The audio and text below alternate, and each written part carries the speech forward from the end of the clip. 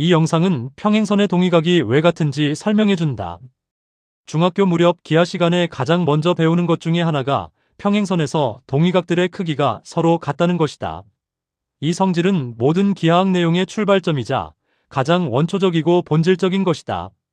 그 뒤를 이어서 나오는 기하학의 여러 가지 수많은 내용과 정리들은 본질적으로 동위각의 성질에서부터 비롯된다. 예를 들어, 왜 삼각형 세 각의 합이 180도인지 등등. 평행선이란 아무리 연장해도 서로 만나지 않는 선이다.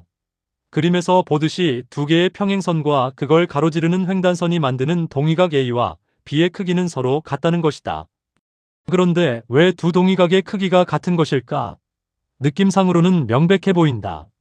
하지만 수학은 엄밀한 증명을 필요로 한다. 왜냐하면 인간의 시각과 느낌만으로는 충분하지 않을 때가 있기 때문이다.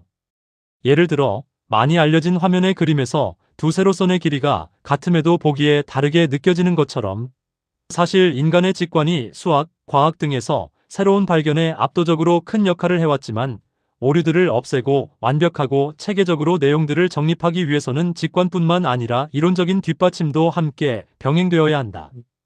그래서 두 동위각이 왜 서로 같은지 증명하려고 시도하는 경우가 있다. 특히 일선 교육 현장에서 더 완전하고 꼼꼼한 수학 교육을 지향할수록 두 동위각이 같은 것이 하나의 정리라고 간주하여 종종 이를 증명하려고 한다.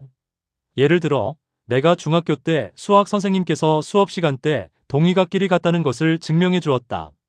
기억을 더듬어 보면 대충 화면의 그림에서와 같은 방식으로 두 평행선의 동위각 A와 B가 서로 다르다고 해보자. 예를 들어, A가 B보다 크다고 해보자. 각도 A와 C의 합은 직선의 각도이므로 180도이다.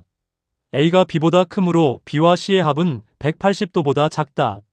삼각형 세 각의 합은 180도이므로 두 평행선과 횡단선으로 만들어지는 삼각형에서 각도 B와 C 외에 각도 D도 존재해야 한다.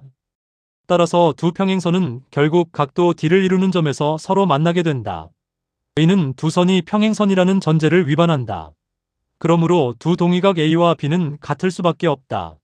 참고로 이러한 증명 방식을 귀류법이라고 한다.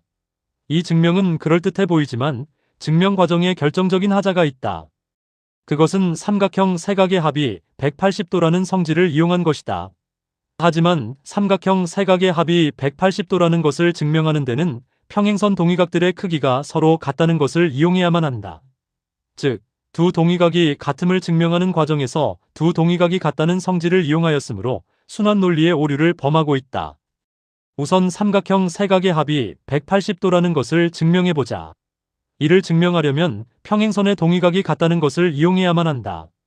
또한 억각들끼리도 서로 같다는 것도 이용해야 한다.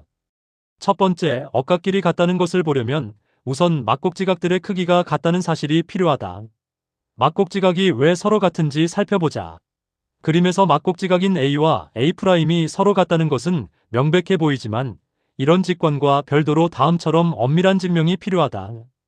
A와 B의 합은 직선의 각도이므로 180도이다.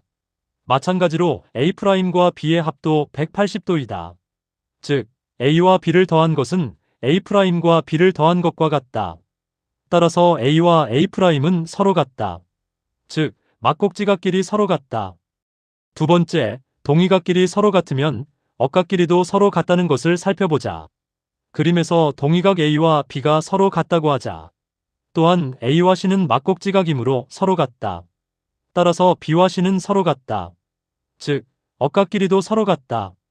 이제 동위각끼리 서로 같고 억각끼리 서로 같다는 것을 이용하여 삼각형 세 각의 합이 왜 180도인지 살펴보자. 그림에서 A와 B 사이의 선분과 나란히 점선의 보조선을 그으면 A와 A'은 동위각이라서 서로 같다. 또한 B와 B'은 억각이라서 서로 같다. 따라서 A, B, C의 합은 A', B', C의 합과 같다. 이때 A', B', C의 합은 직선의 각도이므로 180도이다. 따라서 삼각형 내각 A, B, C의 합은 180도이다. 왼쪽 그림은 공 모양으로 볼록하게 휘어진 공간의 곡면을 보여준다. 이때 두 개의 좌우선이 적도에서 이루는 각은 모두 직각으로 서로 같지만 극지방에서 두 좌우선이 서로 만난다. 오른쪽 그림은 깔때기 모양으로 오목하게 휘어진 공간의 곡면을 보여준다. 이때 곡면상 두 직선의 동위각이 서로 다르더라도 두 직선이 안 만날 수 있다. 공간이 휘어져 있으면 그 공간 표면에 두 직선이 안 만난다는 사실과 동위각들끼리 같다는 사실은 서로 연관이 없다. 이처럼 휘어진 평면이나 공간을 다루는 기하학을 비유클리드 기하학이라고 한다. 결론적으로 두 동위각이 같다는 것은 증명해야 될 정리가 아니라 그냥 기본적으로 가정하고 받아들여야 하는 공리일 뿐이다. 공간의 모든 위치에서 평행선들의 동위각끼리 서로 같다. 라는 성질을 가지는 공간을 평평한 공간이라고 정의할 수도 있다. 즉, 증명해야 할 어떤 것이 아니라 평평한 공간을 규정짓는 공리이며 그대로 받아들여야 하는 것이다. 평행선의 동위각끼리 서로 같은 것이 기하학의 출발점인 공리인 것은 BC 300년경에 유클리드가 제시한 기하학의 공준에서도 확인할 수 있다. 기하학에서는 공리를 공준이라고도 한다. 유클리드는 5개의 공준을 제시하였다. 첫 번째 공준은 다른 두 점이 있을 때 그 점들을 지나는 직선을 그을 수 있다는 것이다.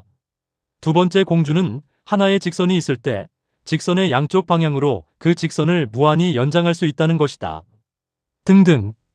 평행선의 동위각끼리 같다는 것은 5번째 공리인 제호공준과 일치함을 보일 수 있다. 제호공준은 다음과 같다. 두 직선이 있을 때 그 직선들을 가로지르는 선과 두 직선이 이루는 내부의 두각도 합이 두 직각의 합 즉 180도보다 작으면 그 두 직선은 결국 두 각도의 합이 두 직각의 합보다 작은 방향에서 서로 만나게 된다. 또는 내부의 두각도 합이 180도보다 큰 경우에는 그 반대편 내부의 두각도 합이 180도보다 작으므로 마찬가지 논의가 된다. 결국 제호공준은 같은 쪽 두각의 합, 즉 동측 내각의 합이 180도가 아니면 두 직선은 만난다는 것이다. 즉, 평행이 아니라는 것이다.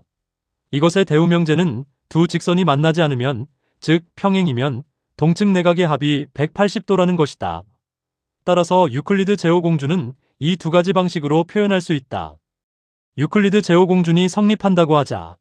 이때 평행선과 횡단선이 이루는 동측 내각 B와 C의 합은 180도이다. A는 제호공준의 대우명제로서 참이다. 그리고 A와 C의 합은 직선의 각도이므로 180도다. 즉, A와 C의 합은 B와 C의 합과 같다. 따라서 동위각 A와 B는 서로 같다. 그러므로 유클리드 제호공준이 성립하면 평행선의 동위각끼리 서로 같다. 또한 평행선에서 동위각 A와 B가 같을 때 제호공준이 성립함도 쉽게 확인할 수 있다. 결론적으로 유클리드 제호공준과 동위각끼리 서로 같다는 것은 동일한 공리라고 할 수 있다. 모든 위치에서 유클리드의 제호공준 또는 동위각이 같음이 성립하는 공간, 즉 모든 곳이 평평한 공간을 유클리드 공간이라고 할 수 있다.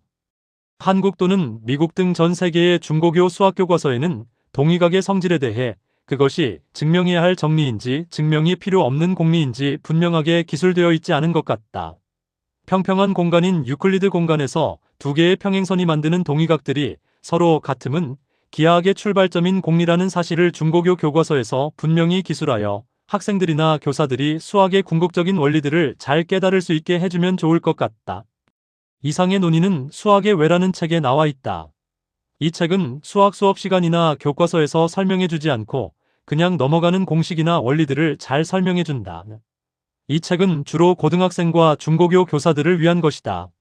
그리고 고교 과정을 미리 공부하는 중학생이 봐도 된다. 책의 마지막 몇 장에는 대학 이공계와 상경계의 기초수학에서 왜 그런지 설명 없이 넘어가는 것에 대한 내용도 있어서 대학 초년생들에게도 유익하다. 이 책은 필요와 흥미에 따라 몇 가지 주제만 선택해서 읽어도 충분히 값어치 이상을 한다. 이 책의 주문처와 주요 목차는 영상 아래 설명란에 나와 있다.